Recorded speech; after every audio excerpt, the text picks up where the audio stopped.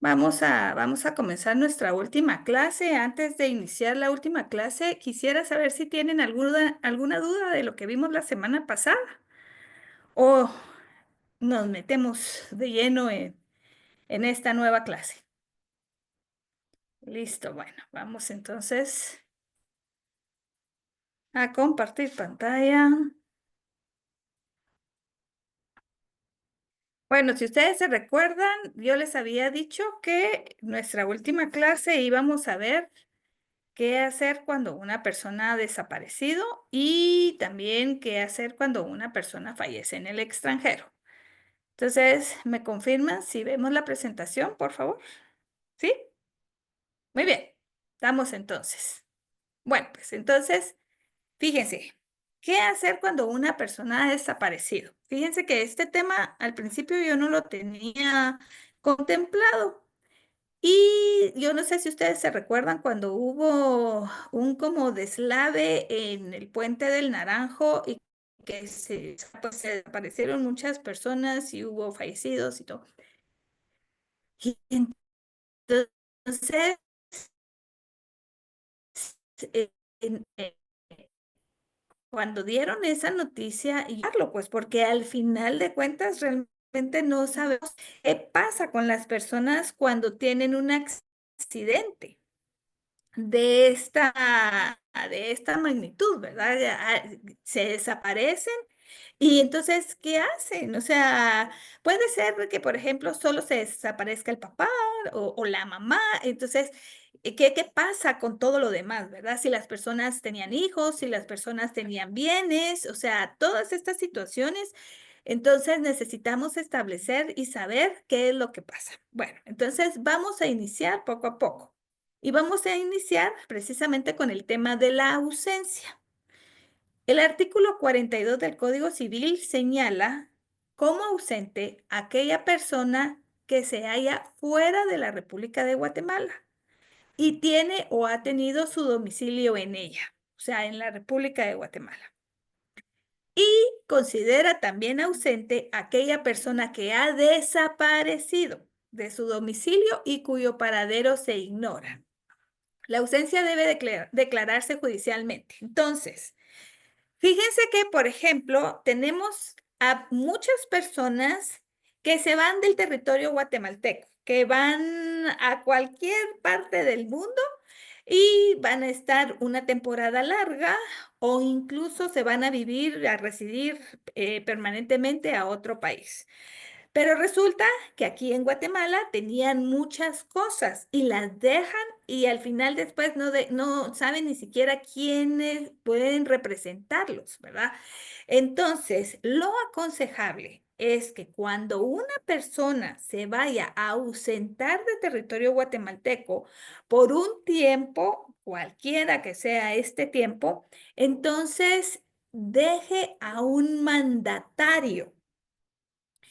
Este mandatario lo va a dejar con facultades especiales para que lo pueda representar. Y se recuerdan ustedes que hablamos del mandato en nuestra segunda clase. Entonces, aquí, pues la persona le deja el mandato, ya sea a un su pariente, a un su amigo, o sea, al que quiera dejarle. Aquí, sin embargo, van a haber ciertas cosas específicas, porque, por ejemplo, si quiere dejar un mandato para asuntos judiciales, únicamente debe dejar el mandato para algún familiar o bien a un abogado. Entonces, esto es únicamente para asuntos judiciales, pero si quiere dejar un mandato para cualquier otra situación, entonces ahí sí ya puede dejárselo, por ejemplo, a un amigo, a un primo, al que se le dé la gana. Dejarle el mandato lo puede hacer. Entonces, esta persona va a ser quien lo va a representar.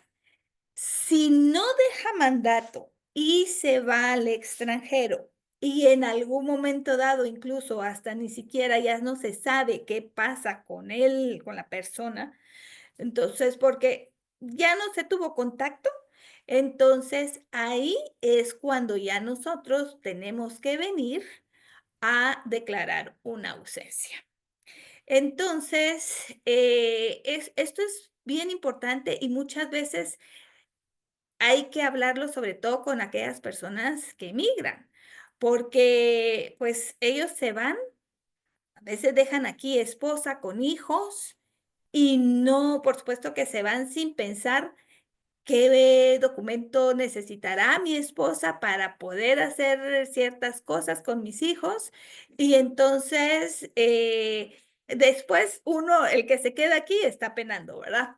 Ahorita, por ejemplo, tenemos el caso de unas personas, unas muchachas que se fueron, están en los Estados Unidos, ya no pueden salir de los Estados Unidos y dejaron a los hijos aquí en Guatemala. Para sacar un pasaporte necesitamos la autorización de los dos padres. Entonces, aunque el padre esté anuente a que, por ejemplo, se vayan a ver a la mamá, no puede sacar el pasaporte porque se necesita la autorización de la mamá para poderlo hacer.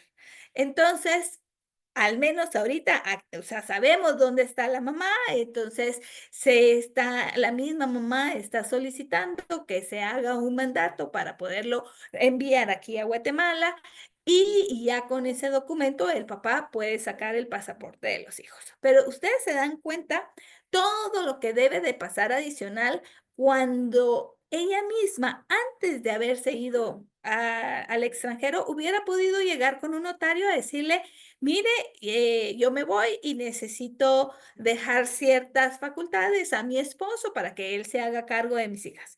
Ya con eso no hubiera habido ningún problema. Entonces, tenemos que también el ausente, como les decía, es aquella persona que ha desaparecido de su domicilio. Entonces, por ejemplo, en el caso este que les decía al principio, o sea, ellos desaparecieron. No sé si en algún momento dado pudieron haber encontrado los cuerpos, ¿verdad? De los fallecidos. Si los encontraron, pues entonces ahí es más fácil, se extiende una ya, defunción, pero si no encuentran los cuerpos, entonces, ¿dónde están? ¿Qué se hace? Entonces, aquí es donde también necesitamos empezar el trámite de la ausencia. Miren, ¿se recuerdan ustedes también cuando fue lo del Cambrai? Incluso también lo del volcán. Hubo muchas gentes que no aparecieron. Entonces, decían desaparecidos tantas personas, ¿verdad? Al final realmente no se sabe, hubo mucha gente que no logró recuperarse el cuerpo, entonces pues se tienen como fallecidos supuestamente, pero no podemos declarar el fallecimiento desde un principio. En primer lugar, hay que declararse la ausencia porque la persona ha fallecido. Y como decimos, la declaratoria de ausencia debe de ser única y exclusivamente judicial, o sea, se tiene que ir con un juez y este juez es el que, bueno, al que le vamos a presentar todas las pruebas que desde la fecha en la que prácticamente ya no está la persona, no se conoce de la persona, entonces desde ese momento ya podemos pedir pues que se declare la ausencia desde ese momento. Entonces, ¿para qué nos va a servir también la declaratoria de ausencia? El artículo 43 del Código Civil señala que toda aquella persona que tenga derechos que ejercitar u obligaciones que cumplir en la República de Guatemala y se ausente del país, debe dejar un mandatario con facultades especiales para responder de todas las obligaciones del mandante. Ok, era lo que yo les decía al principio, ¿verdad? Entonces, me voy a ir, yo voy a dejar a un mandatario y ese mandatario es el que se va a hacer cargo de todas mis cosas. Si yo dejo bienes, pues entonces, y dentro de las facultades está poder administrar bienes, poder arrendarlos, poderlos vender, incluso, pues entonces él se va a hacer cargo de todo eso. Si no establecimos ciertas facultades, porque decimos, no, no queremos que lo venda, bueno, entonces esa facultad no la va a tener y por lo tanto no va a poder disponer de ningún bien del ausente o del que se encuentra en el extranjero. Entonces, si si establecemos que definitivamente se fue y no dejó mandatario, pues necesitamos tener un defensor judicial para que ahí sí que pueda ver todos sus asuntos de manera, si tiene algún juicio, si tiene una demanda, o sea, y se le tiene que prácticamente notificar alguna situación, entonces, pues se necesita hacer este nombramiento de defensor judicial. Entonces, para eso es precisamente la declaratoria de ausencia, porque si nosotros notificamos un proceso a una persona que no se encuentra aquí, inmediatamente podemos presentar, por ejemplo, que se está violando el debido proceso porque no se le está notificando de la forma como debe de notificársele. Entonces, en ese momento se nos puede caer cualquier juicio. Entonces, lo más sano es precisamente hacer la declaratoria de ausencia. Entonces, si no deja el mandatario, vamos a tener que solicitar la declaratoria de ausencia y esto va a ser a petición de parte. La parte que lo necesite es el que puede llegar con el juez a decirle, mire, decláreme la ausencia de Juan Pérez porque yo necesito hacer un proceso en su contra o cualquier. Entonces, y él no se encuentra en el país. O sea, y presentamos que efectivamente, pues, no se encuentra en el país. O bien podemos también establecer, mire, necesitamos que se nombre un defensor judicial de Juan Pérez y él desapareció en lo del volcán, ¿verdad? O sea, en la erupción del volcán, en tal fecha, él vivía en tal lugar y nunca se encontró el cuerpo. Entonces, y tiene ahorita, lo están demandando por alguna situación, entonces necesitamos un defensor judicial. Entonces, ahí pues se solicita al juez y como les digo, ya el juez viene y le declara la ausencia y le nombra al defensor judicial. ¿Qué pasa? Viene la persona que se ausentó del país, sí dejó un mandatario, pero resulta que el mandatario no tiene las facultades especiales para poder comparecer a estas situaciones. O sea, necesitamos alguien que lo defienda en un juicio, que era lo que yo les decía, se recuerdan al principio, o sea, está el mandato judicial que se le otorga a parientes y a un abogado. Pero resulta que él vino y dijo, no, pues yo no tengo ningún problema, entonces solo voy a dejar un mandato especial y ahí se quedó. Bueno, sí, después con el tiempo nos damos cuenta que sí se necesitaban facultades judiciales, entonces se le dice al juez, ok, mire señor juez, necesitamos que se nombre un defensor judicial y el señor fulano de tal ya había dejado un mandato establecido en tal persona, entonces que sea esta persona a la que le nombre como defensor judicial.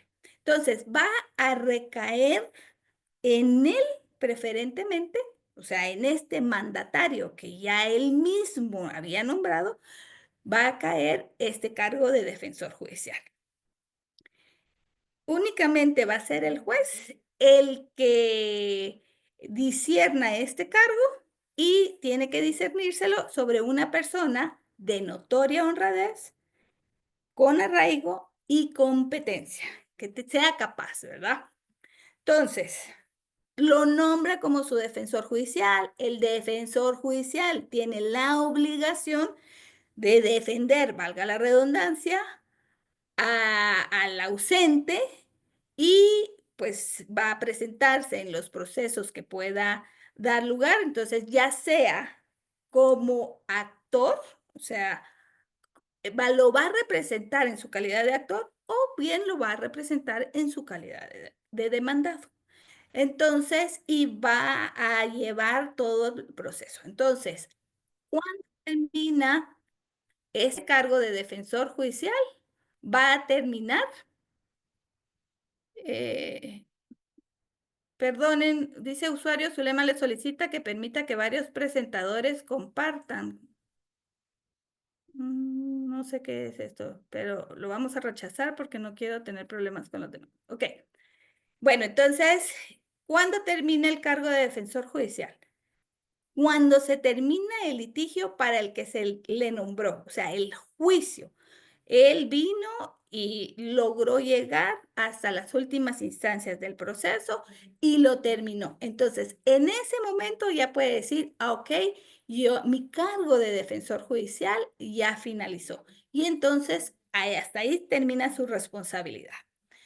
También termina cuando ya se nombra un guardador de bienes al ausente. O sea, ya no tenemos nosotros un proceso donde litigar, pero resulta que el ausente sigue teniendo más cosas en la República de Guatemala que requieran su atención. Entonces, como no tenemos un mandatario que pueda ver eso, entonces en ese momento venimos y ya nombramos, o sea, o solicitamos, mejor dicho, que se nombre un guardador de bienes que va a ser prácticamente el encargado de velar por los bienes que haya dejado el ausente en Guatemala. Y por último, va a terminar el cargo de defensor cuando el propio ausente se apersone, ya sea en forma personal, él mismo puede presentarse en los procesos porque pudo haber regresado a Guatemala y decir, bueno, ya estoy aquí, ahora yo soy el que me hago cargo, o bien que haya mandado ya un mandatario con todas las facultades que se necesitan desde el lugar donde él esté. Entonces, ya con eso, él mismo, a pesar de que no se está personando personalmente, sí está mandando a alguien, o sea, él, o sea, de su propia voluntad está mandando a alguien a que sea el encargado de ver esta situación. Entonces, en ese momento es cuando el cargo de defensor judicial termina. Ahora, como les decía, para la declaración de ausencia, para guarda y administración de bienes. Entonces, ya dejamos el cargo de defensor judicial porque se terminó el litigio, ya no hay más. Pero resulta que si la persona tiene bienes, el ausente tiene bienes en la República de Guatemala y tienen que ser administrados porque se tienen que pagar impuestos, porque se tienen que alquilar, porque, por ejemplo, si incluso estaba en una construcción, se necesita seguir con el trámite de las licencias de construcción, miren, por infinidad de cosas, ¿verdad? Entonces, ¿quién lo va a hacer? No puede venir, por ejemplo, la esposa a decir, yo como soy la esposa, entonces yo lo voy a hacer. No, o sea, al final tampoco ella es la esposa, pero la calidad de representante de esta persona que no está, no la tiene. Entonces, en ese momento, aquí es donde ya se puede solicitar que se nombre un guardador de bienes. Entonces, ¿quién lo va a solicitar? Cualquier persona que esté interesada. ¿Y por qué que esté interesada? Porque imagínense si los propios arrendatarios necesitan saber, bueno, ¿qué va a pasar? ¿Voy a seguir con la renta? ¿No voy a seguir con la renta? ¿A quién le pago la renta? Yo quiero seguir con el plazo del contrato, que se me amplíe, que se me renueve un contrato. Entonces, todas estas situaciones tenemos que ver para solicitarlo al juez y decirle, mire, señor juez, necesitamos que haya alguien encargado de los bienes de esta persona que no se encuentra en el país, que no le encontramos por ningún lado, que sabemos que se fue de viaje, por ejemplo, o que se fue a los Estados Unidos, que mucha gente lo hace, ¿verdad?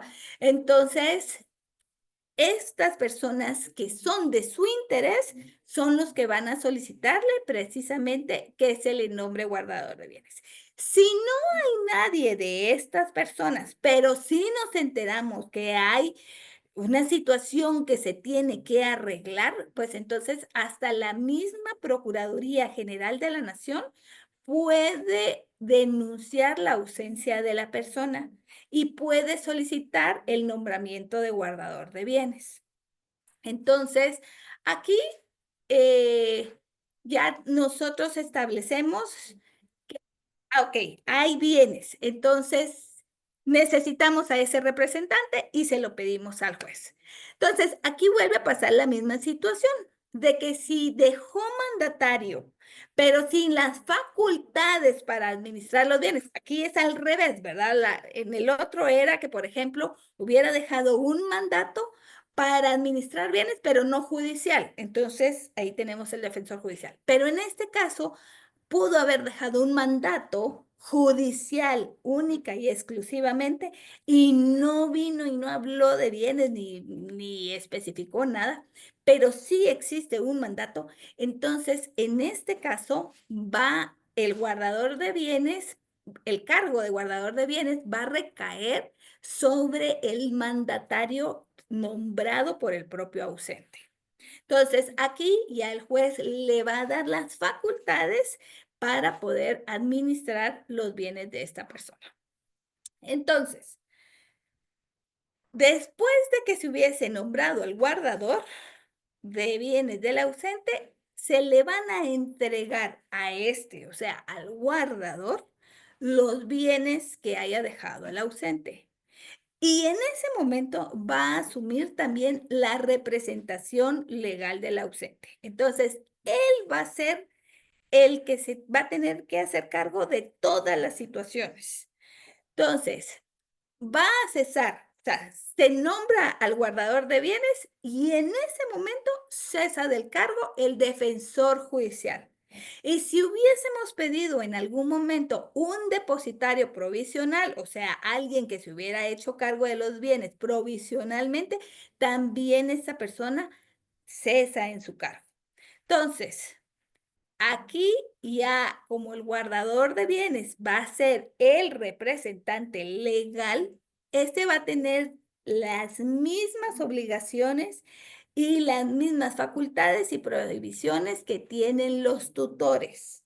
Entonces, va a tener, o sea, se va a tener que regir en base a lo que establece la ley. Tampoco es que vaya a poder hacer todo lo que él quiera. Y si ustedes se recuerdan, en nuestra segunda clase vimos la disposición de los bienes de menores, incapaces y ausentes. Y se recuerdan que les comenté que uno no podía disponer de los bienes de estas tres personas si no teníamos una autorización judicial. Y la única forma que nos dieran autorización judicial para disponer de los bienes era por necesidad y por utilidad. Entonces, a pesar de que pueda venir y decir el guardador, ay, yo ya soy el representante, entonces yo voy a vender todo lo que yo quiera y todo, momento. No se puede, porque en ese momentito, como es un ausente, se tiene que solicitar una autorización para poderlo hacer. Entonces, también tiene sus limitantes el cargo, ¿verdad?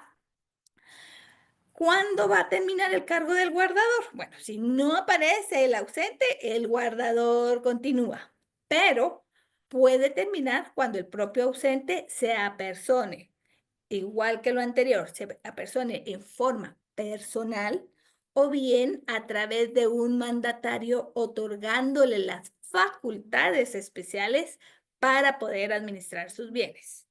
Entonces, la segunda causa para que se termine el cargo va a ser cuando se extingan los bienes o dejen de pertenecer al ausente. Entonces, resulta que sí necesitamos vender una propiedad porque esta propiedad, o sea, para darles de comer a los hijos o darles estudios a los hijos, o entonces ahí hay una causa de necesidad para poder vender. Y entonces se le solicita al juez que nos dé la autorización para poderlo vender. El ausente solo tenía este único bien. Y viene el juez y dice, bueno, sí, o sea, si no se vende esto, los niños no comen, los niños no estudian, entonces, o hay que hacerle una operación a un niño, y entonces, ¿de dónde van a sacar dinero? Ok, vendan esa propiedad. Entonces, se vende la propiedad, pero ya con la autorización, en ese momento ya también termina el cargo de guardador, porque ya no va a haber nada más que tenga que administrar. La otra es también por fallecimiento del propio guardador. Pues ni modo, ¿verdad? Ahí él falleció, entonces ya, dice que hasta ahí quedó su cargo, o bien puede renunciarlo o puede ser removido, porque vamos a establecer, ¿verdad? La propia familia va a ver y va a decir, ay, este no está haciendo las cosas correctamente, este se está aprovechando de las rentas, este no está eh, viendo que lo que se está recibiendo sea para beneficio de las propiedades, por ejemplo, ¿verdad? Entonces, cuando ya se empieza a ver todo eso, uno puede pedir que se remueva el cargo al guardador. Y por último, cuando ya se le entrega la administración de los bienes del ausente al cónyuge. Entonces, ¿cuándo se le va a poder entregar la administración? Bueno, entonces cuando ya vemos de que puede ser que ya haya una muerte, o sea, que la persona haya muerto y entonces empezamos un proceso sucesorio y entonces se establece a estos parientes como herederos y a ellos son los que van a recibir los bienes y en ese momento ya el guardador también deja su cargo. En este último caso, antes de dársele la administración a los parientes, se debe de practicar un inventario y se va a tasar los bienes. ¿Para qué? Porque entonces aquí se van a liquidar y ya se van a repartir, por ejemplo, lo que pueda pertenecer al patrimonio conyugal. ¿Se recuerdan? Vimos la semana pasada lo que estábamos hablando de los gananciales. Entonces, aquí se va a establecer y se va a decir, ah, ok, sí, la persona tenía tal bien, pero es bien tenía gananciales. O sea, entonces, el 50% de los gananciales le corresponden a la esposa que sobrevive. Entonces, para eso precisamente es que se practica el inventario, para establecer cuánto se le está dando, qué se le está dando y sobre todo qué debe de recibir también el cónyuge que tiene gananciales. Aquí volvemos a lo mismo, la prohibición de enajenar y gravar bienes. El administrador no podrá enajenar ni grabar los bienes del ausente si no es por causa de utilidad y necesidad, lo que ya platicamos. Y entonces ya nos venimos a lo que es la muerte presunta. Entonces, después de transcurridos 5 años desde que se declaró la administración por los parientes, o sea, ya los parientes empezaron a ellos administrar los bienes del ausente, o bien desde que se tuvo la última noticia del ausente, podrá declarársele la muerte presunta.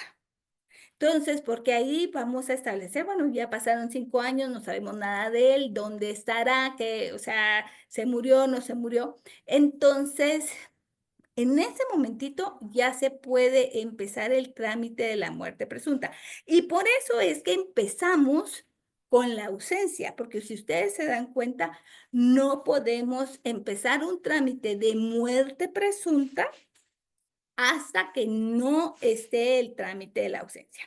Hay unas salvedades que los vamos a ver en un ratito, pero si no estamos dentro de esas salvedades, entonces tenemos que dejar pasar este tiempo para poder solicitarle al juez, porque también se le va a solicitar al juez, va a ser una declaratoria judicial, la muerte presunta del ausente. ¿Quiénes van en este caso? Tanto los herederos testamentarios o bien los llamados por la ley, que quiénes son los parientes que están llamados a la herencia intestada. Entonces, aquí pueden pedir la posesión de la herencia. Si nosotros ya sabemos, sí, hay un testamento, porque ya lo vimos la semana pasada, ya vimos cómo vamos a saber si hay un testamento o no. Entonces, ya sabemos quiénes son los herederos testamentarios. Vimos, no, no hay testamento. Ok, entonces nos vamos por la sucesión intestada.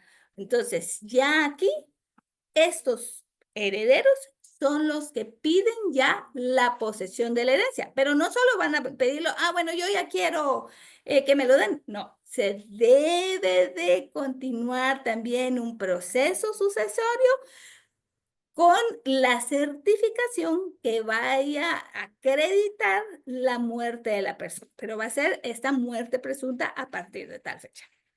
Entonces, ahora aquí están las salvedades que yo les decía. Dice, podrá también declararse la muerte presunta cuando hubiese transcurrido un año de haber finalizado una guerra en la que la persona desaparecida hubiese sido parte o hubiese estado en la zona de operaciones y no se tuviera noticias de ella.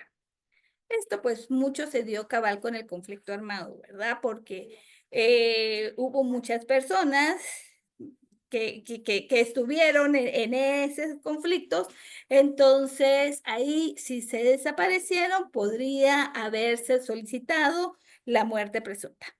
También se puede dar cuando haya transcurrido un año de la desaparición de la persona en causa de naufragio o de un accidente de aviación. Entonces, aquí no es inmediato. Ocurre el accidente y no podemos decir, sí, o sea, ya de plano se murió y entonces pedimos la muerte presunta. Tenemos que dejar pasar un año porque supuestamente en ese año puede ser que aparezca la persona, ¿verdad? Y entonces, si al contrario pasa el año y sigue desaparecida, pues entonces ahí sí ya también se solicita esta declaración. Y por último, cuando no se hubiera encontrado el cadáver de la persona en caso de una explosión, incendio, terremoto, derrumbe, inundación o cualquier otro siniestro. Entonces, fíjense, en el caso, por ejemplo, del Cambrai fue un derrumbe, ¿verdad? Entonces, ¿cuántas personas no se quedaron ahí? Recuérdense que incluso hasta la dieron como un área santa, ¿verdad? O sea, era como un área de cementerio, pues, que la bendicen, ¿verdad? Entonces, en este caso, precisamente, aquí ya con esto pasa esta situación, no se encuentra el cadáver, entonces ya se puede solicitar la muerte presunta. ¿Ya? Entonces, ¿para qué vamos a solicitar la muerte presunta? Realmente, ¿de qué nos va a servir? Vamos a decir, bueno, es que necesitamos realmente una defunción, o sea, que haya un documento que acredite la defunción de la persona, porque entonces, en base a esa defunción, podemos decir, ahora ya podemos hacer un proceso sucesorio para que nos pueda ser entregada la herencia. Entonces, el artículo 66 del Código Civil establece que la herencia corresponderá a los que resulten herederos del ausente en la fecha señalada como día de la muerte presunta. Ok, entonces, ¿quiénes son aquí? Bueno, en primer lugar, ya sabemos, herederos testamentarios, los que están en el testamento. Herederos de una sucesión intestada, los que están, los que establece la ley. Entonces, en la fecha señalada, ¿quiénes eran los herederos? Pues eran los hijos, pues era la esposa también, porque estaba casado, o no había esposa, sí, y no había hijos, entonces eran los padres. Entonces, la herencia les va a corresponder a ellos, ¿verdad? Y en caso de que se comprobara fehacientemente que, o sea, se declara, aquí es algo muy interesante, porque se declara la muerte presunta, pero resulta que con el tiempo se logra comprobar que el ausente sigue vivo, aunque hubiesen recibido la herencia estas personas, como él está vivo, debe de regresársele los bienes, debe de restituírseles. Entonces, en este caso, van a quedar únicamente como guardadores los herederos, porque tal vez por alguna situación puede hacer que no pueda venir a reclamar sus cosas y a que se le entreguen sus bienes el ausente. Imagínense que pudiera estar, por ejemplo, detenido. Se fue a los Estados Unidos y que si allá lo agarraron, lo metieron, lo detuvieron, está en la cárcel desde hace muchos años y todo. Y en eso esta persona se entera que ya lo declararon como un muerto presunto. Y dice, no, pues si yo estoy aquí, lo único que me encerraron. Entonces, se logra comprobar que efectivamente el ausente está vivo, pero no puede venir a Guatemala a hacer todas estas situaciones. Entonces, en ese caso, los herederos que hubiesen tenido los bienes van a quedar como guardadores de estos bienes. Y cuando venga la persona, cuando ya logre salir, por ejemplo, de la cárcel y pudiera venir a reclamarlos, estos les tienen que entregar los bienes al ausente. Aquí no pueden venir a decir, ay, no, ya te fuiste, ya perdiste, lo que muchas veces dice, ¿verdad? O sea, ya se fue a la, ¿cómo es? Se fue a la vía, pierde su silla, algo así. Entonces, no, aquí no. Aquí es de que él regresa y se le debe de entregar sus bienes porque son de él. Entonces, él es el propietario, él es el que debe devolvérselos a restituir. Entonces, siempre que el ausente esté vivo, siempre y cuando el ausente esté vivo, va a conservar la posesión civil de sus bienes. Él va a seguir siendo el propietario. Entonces, y por supuesto, ahí se va a declarar la nulidad de prácticamente de la muerte presunta, porque no hay muerte, o sea, él está comprobando que efectivamente sigue vivo. Si el ausente o el presunto muerto aparece vivo o se prueba su existencia, lo que les decía, va a recobrar sus bienes. Eso sí, en el estado en que se encuentre. Y si, por ejemplo, en el caso de que estos hubiesen recibido los bienes, los herederos hubieran recibido los bienes y los vendieron porque supuestamente ya eran de ellos, entonces ahí lo que van a tener que hacer es que le van a entregar a la persona lo que hubiesen recibido por la venta, ¿verdad?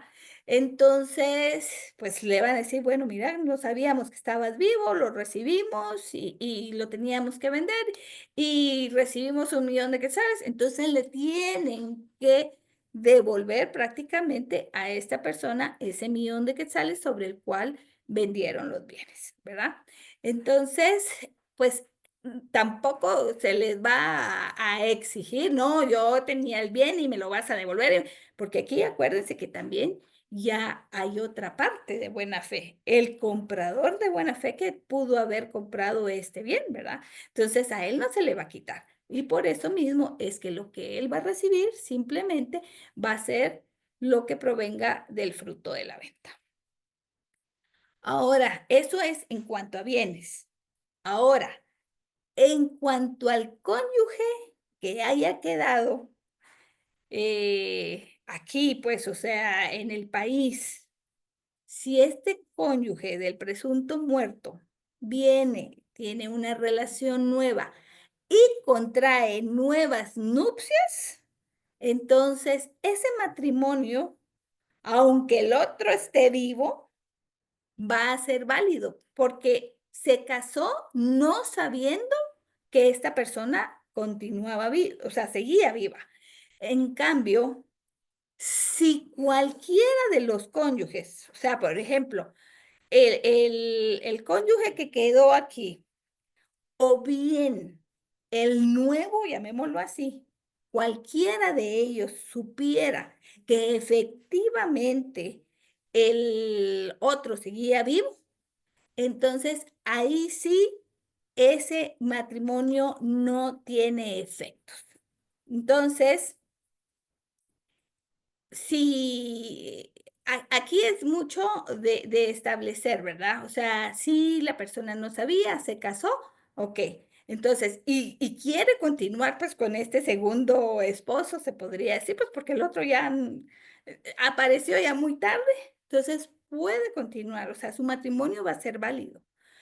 Pero si se comprueba que sí sabían que este estaba vivo, entonces en ese momento ese matrimonio deja de ser válido y la persona va a continuar casada con el ausente o el presunto muerto. Entonces, eso básicamente es la ausencia y la muerte presunta. ¿Tenemos dudas?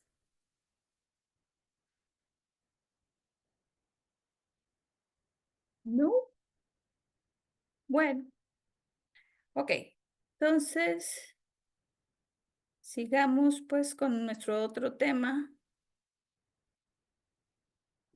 Permítanme un segundo.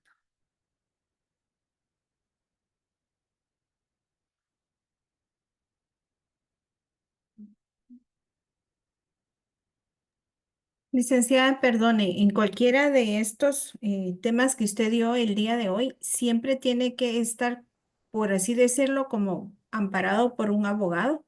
O sea, si soy yo la del caso, siempre tengo que buscar, ay, se me fue la palabrita, El eh, auxilio. ajá, el auxilio de un abogado. Sí, fíjese que sí. ¿Por qué? Porque o sea, las declaraciones van a ser judicialmente. Entonces, recuérdese que para poder usted estar o sea, presentarse a un juzgado, tiene que ir auxiliada por un abogado. O sea, por ejemplo, sobre todo en estos casos, a veces en el, ¿cómo se llama? En derecho laboral no es necesario, pero en estos casos sí. Entonces sí se necesita cabal el auxilio del abogado. Gracias, licenciada. Con mucho gusto. Bueno, vamos a habilitar ahora esto. Denme un chancecito nada más, que aquí, ok, compartir.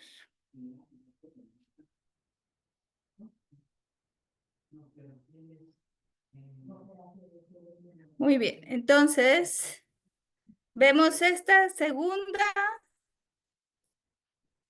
sí, o sea, ok. ¿Ya vemos esa presentación? Sí, licenciada. Bueno, entonces miren, pues nuestro segundo tema del día de hoy es, ¿qué hacer cuando una persona ha fallecido en el extranjero? Bueno, si un guatemalteco fallece en el extranjero, vamos a tener tres opciones y ahí depende de nosotros decidir cuál es la que preferimos. Entonces, en primer lugar, dejar sus restos en el extranjero. Pero aquí muchas veces las propias personas dicen, ay, no, yo quiero que cuando yo me muera me lleves a mi pueblo y me enterres en tal lado y toda la cosa, ¿verdad? Entonces, muchas veces quieren regresar a Guatemala. Entonces, ok, ya ahí sí que es cuestión de la familia poder venir y decir, sí, tenemos los medios para poderlo llevar o cómo hacemos eso. Entonces, tenemos la primera opción de decir, bueno, mejor dejamos sus restos aquí en el extranjero. La segunda opción es repatriemos el cuerpo completo. Y esto se va a dar únicamente si la defunción ha sido por causas naturales. Fíjense que, por ejemplo, en el caso de que las personas sean por muerte violenta, muchas veces el cuerpo se queda como que en estudio o esperando ahí porque puede servir, al final de cuentas es como, es el cuerpo del delito, ¿verdad? Entonces, el propio cuerpo va a ser investigado y puede dar pruebas de lo sucedido. Entonces aquí no es tan fácil venir y decir, no, mire, me voy a llevar el cuerpo. No, porque el cuerpo está sirviendo para la investigación. Entonces, por eso, únicamente si la persona ha fallecido por causas naturales, le pueden decir a uno, sí, mire, aquí está su cuerpo, entonces lléveselo a su país.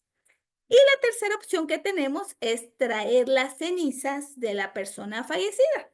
Esas las podemos traer incluso uno mismo en una, ¿cómo es que se llaman estas? Tienen un nombre especial donde se meten las cenizas. Entonces se traen en el equipaje, puede traerlo uno mismo en equipaje de mano. Aquí no va a importar la causa del fallecimiento, pero eso sí, hay que traer los documentos que acreditan que efectivamente pues la persona falleció, ahí va a estar la causa de muerte, y entonces, pero esos documentos deben de venir con sus pases legales o con la apostilla para que puedan tener efectos aquí en Guatemala. Entonces, venimos y ya, y la familia puede venir y decir, ok, yo lo que quiero es repatriar el cuerpo. Bueno, entonces, como ya tenemos y hemos decidido que vamos a repatriar el cuerpo, entonces aquí ya nos vamos a lo que son el Acuerdo Gubernativo 375-2007 del Presidente de la República en sus artículos 25, 26, 27 y 28, que va a regular lo relativo a las disposiciones para el traslado de cadáveres y restos humanos entre países. Ese es prácticamente el cuerpo legal en el que nos vamos a guiar para poder venir y hacer todos los trámites que se necesiten, tanto para la entrada como para la salida del cuerpo. Entonces, el artículo 25 de dicho cuerpo legal va a considerar transporte internacional de cadáveres todo aquel que debe hacerse fuera de las fronteras patrias, así como el que pretende hacerse desde cualquier otro país a Guatemala. Y esto solo va a poder autorizarse inmediatamente después de acaecida la defunción o de realizada la exhumación de los restos humanos. No podemos venir y decir, vamos a empezar a hacer el trámite antes de que la persona hubiese fallecido para evitarnos problemas o para que no sea tan largo. No, o sea, necesitamos que la persona fallezca para poder iniciar este trámite. ¿Por qué? Por los documentos que se van a necesitar para poder hacer el traslado. Entonces, del territorio nacional para traslado de territorio nacional al extranjero, vamos a necesitar los siguientes documentos. Uno, la certificación de la partida de defunción. Y por eso es que les digo que se van a tener que hacer hasta que fallezca la persona. Porque básicamente, y el documento primordial va a ser esta, ¿verdad? La certificación de la partida de defunción. Vamos a necesitar una declaración jurada de la persona que haya embalsamado el cadáver. Para poder mandar un cuerpo siempre debe de estar embalsamado. No podemos mandar un cuerpo sin embalsamar. No sabemos cuánto tiempo va a estar en espera. Imagínense ustedes, o sea, si no se embalsamara, lo que pudiera pasar con ese cuerpo, ¿verdad? Entonces, por eso es que necesitamos que vaya embalsamado. Pero para eso necesitamos una declaración jurada en donde se va a constar que la persona que hizo el embalsamamiento la hizo llegando a requisitos de la ley y que es una persona o es una entidad registrada que es en el Departamento de Regulación de los Programas de la Salud y Ambiente del Ministerio de Salud Pública y Asistencia Social. Sobre todo que esté, o sea, la manera de los embalsamamientos donde se hacen, en las funerarias. Entonces, que sea realmente hecho por personas idóneas para que puedan hacer esto, ¿va? Porque cualquier funeraria puede decir, ay, sí, hicimos el embalsamamiento y tal vez no lo hicieron de forma correcta, ¿verdad? Entonces, por eso mismo es que se necesita esa declaración jurada, porque si no fuera cierto, entonces va a haber una responsabilidad penal. También se va a necesitar la autorización del traslado del cadáver y esta la va a extender la autoridad de salud al lugar donde haya ocurrido la defunción. Por ejemplo, si la defunción ocurrió en Huehuetenango, entonces la autoridad de salud de Huehuetenango es quien va a dar esa autorización para el traslado. Si es exhumación de restos, entonces la autorización la va a dar la autoridad de salud también pero del lugar donde se hubieran exhumado los restos, no del lugar donde falleció, porque volvemos a lo mismo, o sea, pudo haber fallecido aquí en Guatemala, pero lo fueron a enterrar a Sololá. Y después están sacando los restos para mandarlo al extranjero. Entonces, ¿quién va a dar la autorización? La autoridad de Sololá, porque ahí están enterrados. Y cuando la causa de defunción haya sido una enfermedad contagiosa no sujeta a cuarentena, el cadáver debe de ser embalsamado de manera intraarterial y cavidades. Así dice la ley, pero realmente, o sea, a mí me explicaban, esto es un embalsamamiento normal. Entonces, lo interesante es de que para que el cuerpo entonces pueda salir, debe de ser embalsamado, pero, ojo, que la persona no haya fallecido de una enfermedad sujeta a cuarentena. Entonces, si falleció de cualquier enfermedad, le hacen el embalsamiento y se va, ¿verdad? Los restos o el cadáver van a estar, los van a introducir en una caja hermética para embalaje elaborado con materiales metálicos. Aquí la caja preferiblemente que sea de zinc. Y toda esta documentación, todos estos documentos que yo les estoy diciendo ahorita, son los que se van a tener que presentar ante las autoridades competentes. Y tienen que ir con todos sus pases legales o apostillados. Ya les voy a explicar yo qué es eso.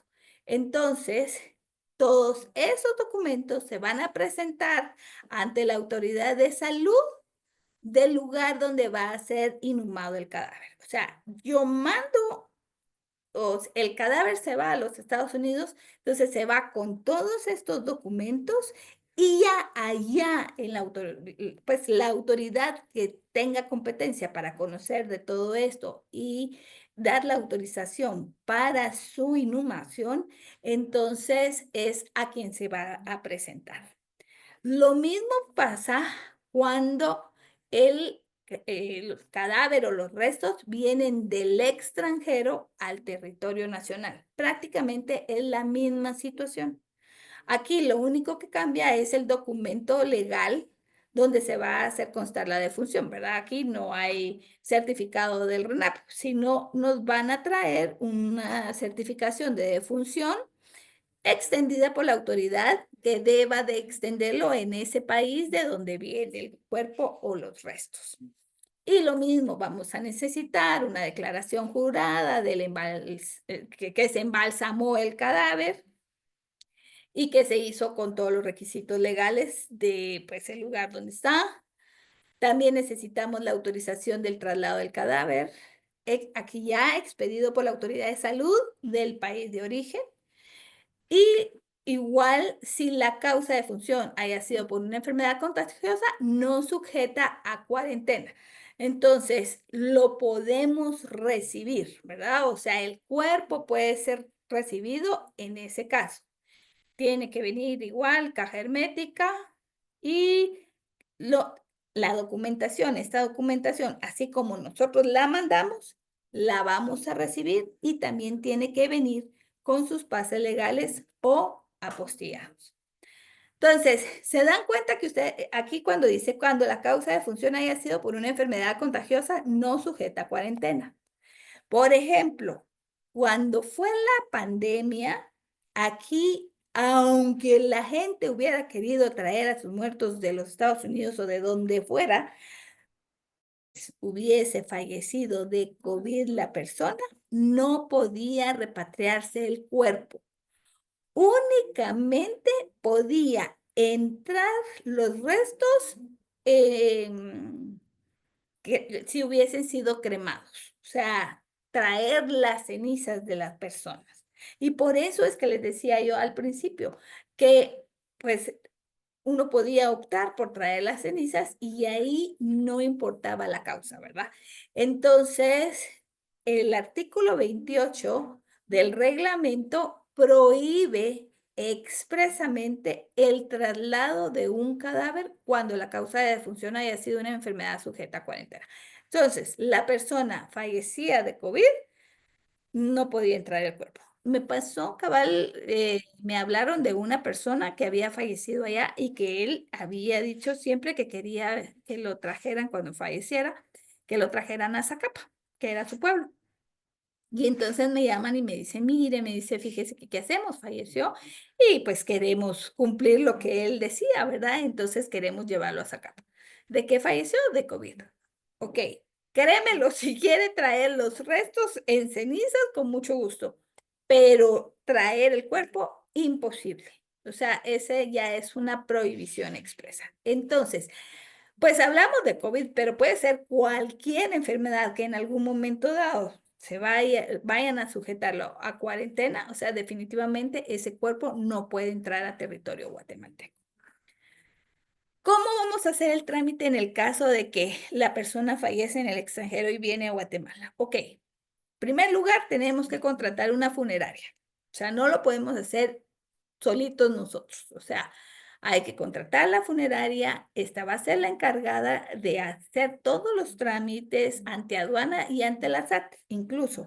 Porque acuérdense que va a haber unas guías para ingresar el féretro, ¿verdad?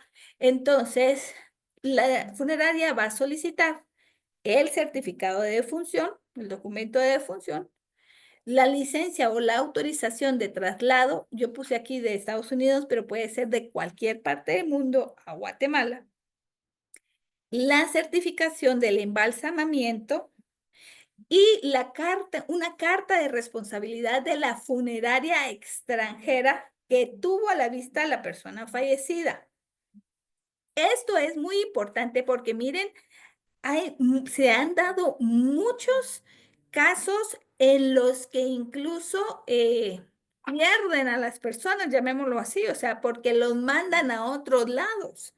Entonces, a mí me hablaban hace poco de alguien, pero eso fue a nivel interno, ¿verdad? O sea, resulta que cuando llaman a los deudos de una persona a que la vayan a ver, que ya estaba arreglada y todo, y entonces llegan las personas y le dicen, no, este no es mi pariente. Pues, ¿cómo no, verdad? Entonces, no, este no es mi pariente. Y empiezan a hacer las averiguaciones. Y miren, habían mandado al pobre pariente a un departamento, o sea, ni siquiera estaba aquí cerca. Entonces, en ese ratito tener que hacer todos los trámites y todas las gestiones para devolver el cuerpo que ya habían mandado. Entonces, si pasa eso, a nivel interno, a nivel nacional, imagínense cuánto más no puede darse en algún momento dado a nivel internacional, ¿verdad? Entonces se tiene que tener esta carta donde se diga, sí, o sea, nosotros hacemos constar de que efectivamente esta era la persona fallecida y también van a tener que mandar el documento de identificación de la persona, porque esto es lo que exige la funeraria. Y ya, estando aquí en Guatemala, solicitan que un familiar directo sea quien entre a reconocer al fallecido. Entonces, ya con todo esto, se le entrega a la funeraria y pues entonces ya la funeraria se lo lleva, que me imagino van a tener que prepararlo, aunque no se haga un funeral, pues lo tienen que preparar para poderlo inhumar en alguno de los cementerios, ¿verdad? Entonces, como les decía, los documentos nosotros vamos a extenderlos desde aquí de Guatemala para que puedan surtir efectos en cualquier parte del mundo, o bien aquellos que vienen del extranjero para surtir efectos aquí, tienen que venir o apostillados o con los pases de ley. ¿Qué es esto? La apostilla es un convenio que se ha suscrito entre varios países en donde se establece que el documento que es apostillado o que viene apostillado es un documento legal que tiene que tener fuerza en el territorio a donde va. O sea, porque la apostilla lo está garantizando como un documento legal. Entonces, aquí ya solo se apostilla, o sea, eso es un trámite nada más y se va. Pero eso únicamente se va a dar en aquellos países en que están suscritos al convenio. Hay países que todavía no están suscritos a ese convenio. Entonces, si no están suscritos al convenio de la Haya, aquí ya se solicita los pases de ley. ¿Y qué es eso? Entonces, cada una de los órganos, llamémoslo así, o de las, mejor dicho, de las instituciones que ha hecho constar alguna situación, el encargado o el responsable de esa institución y que ha firmado, se le tiene que autenticar su firma.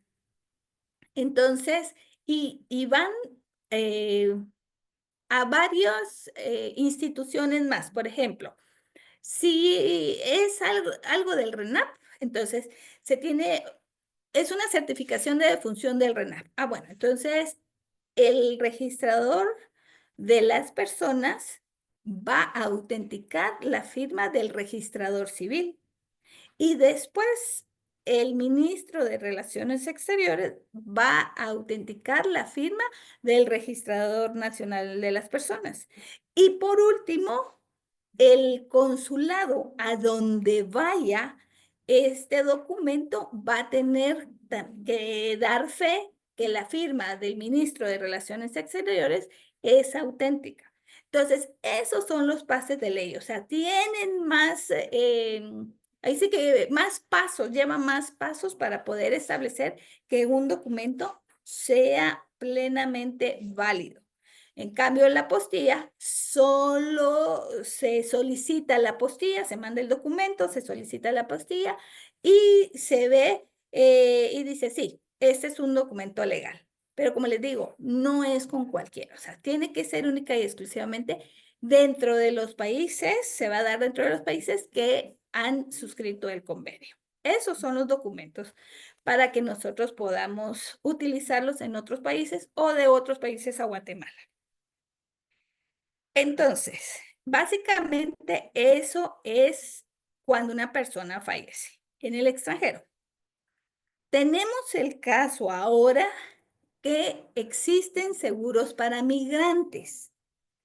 Estos seguros pueden ayudar a aquellas personas que están en el extranjero y que pues alguno de sus familias, de sus familiares fallecen, ¿verdad? Entonces, estos seguros muchas veces son únicamente para Estados Unidos y para Canadá. Entonces, no he oído de seguros, por ejemplo, para algún otro país del mundo, pero la mayoría de migrantes, o sea, que están en los Estados Unidos, pueden utilizarlo. Y esa es una cosa que sí se debe de saber porque ustedes mismos pueden tener o familiares o algún conocido que se vaya y que entonces en algún momento dado uno puede decir, ay, ¿y qué pasaría si le pasa algo a esta persona o si esta persona dice que se quiere regresar a Guatemala? ¿Quién se va a hacer cargo de todos esos gastos? Bueno, entonces lo más recomendable es precisamente comprar un seguro para que puedan ahí sí que ayudarse a la hora de una situación de estas. Por ejemplo, fíjense que el de rural asegura gastos funerarios, el traslado del migrante hacia territorio guatemalteco, ofrece una renta mensual para el beneficiario que aparece en ese seguro por 5 años. O sea que, por ejemplo, lo que pudo haber mandado o la remesa que pudo haber dado el migrante, pues en algún momento dado va a recibir bien una cantidad por 5 años.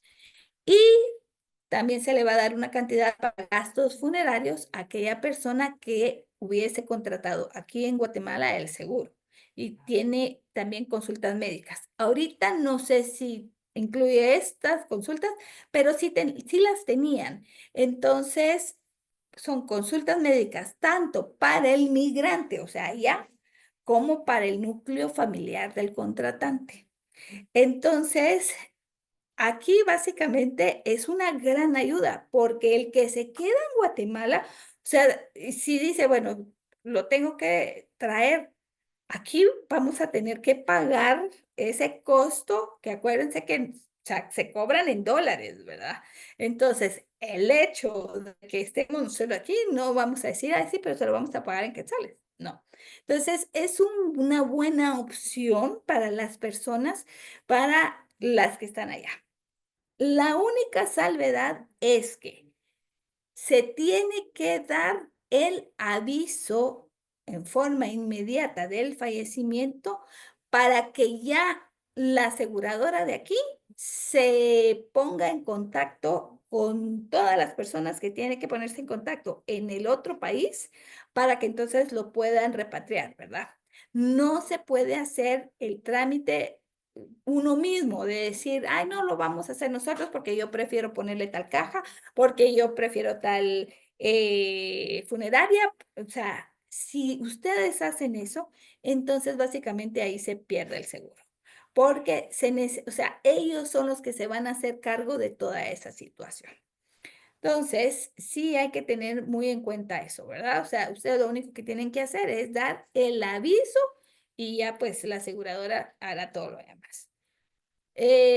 Yo les hablo de Ban Rural, pero sé que también ahora Banco Industrial ofrece ese seguro, Banco Agromercantil, no, Agrícola Mercantil, ¿cómo dices? Bueno, es el BAM, ya ni me acuerdo cómo se dice, pero el BAM también ofrece el seguro, Banco Azteca ofrece el seguro, entonces yo lo que les aconsejaría es que si ustedes están en una situación de esas, vea en cada uno de los bancos cuál es la mejor opción para que ustedes puedan contratar alguno de estos seguros, ¿verdad? Entonces, básicamente es esto. Entonces, miren, señores, hoy terminamos nuestro curso. Yo siempre les digo a las personas cuando terminamos, les digo algo muy importante que ustedes tienen que tener en cuenta es que en el caso de que se esté viviendo una situación de una enfermedad y que desgraciadamente pensemos que no va a haber, o sea, que el desenlace va a ser pues no algo bueno, ¿verdad? Entonces, estén preparados. Y la mejor manera de estar preparados en una situación de estas es, uno, teniendo un seguro funerario. No es lo mismo comprar un seguro funerario antes del hecho a comprar un seguro de emergencia. Los valores pueden subir hasta 3 veces y ustedes saben que los seguros funerarios son muy caros. Entonces, no digamos si se contratan en emergencia. Entonces, es preferible, si la vida les está dando la oportunidad de prepararse para una situación de estas, entonces lo ideal es también prepararse en ese sentido. A veces el no querer hacer este tipo de